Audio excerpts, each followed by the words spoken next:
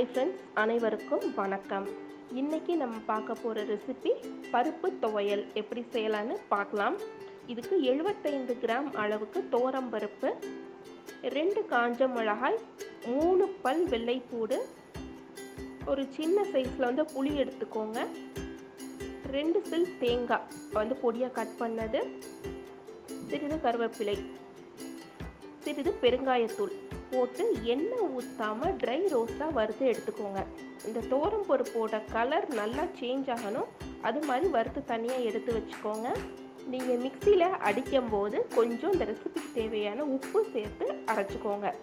தண்ணியை தொளிச்சு தான் நீங்கள் மிக்சியில் அரைக்கணும், ஏன்னா இது சட்னி மாதிரி ஆகக்கூடாது. இது துவையல், அதனால் நல்லா கெட்டியாகிற பதத்துக்கு தான் நீங்கள் அரைக்கணும். இப்போ பார்த்தீங்கன்னா துவரம் பருப்பு துவையல் ரெடி ஆகிடுச்சு.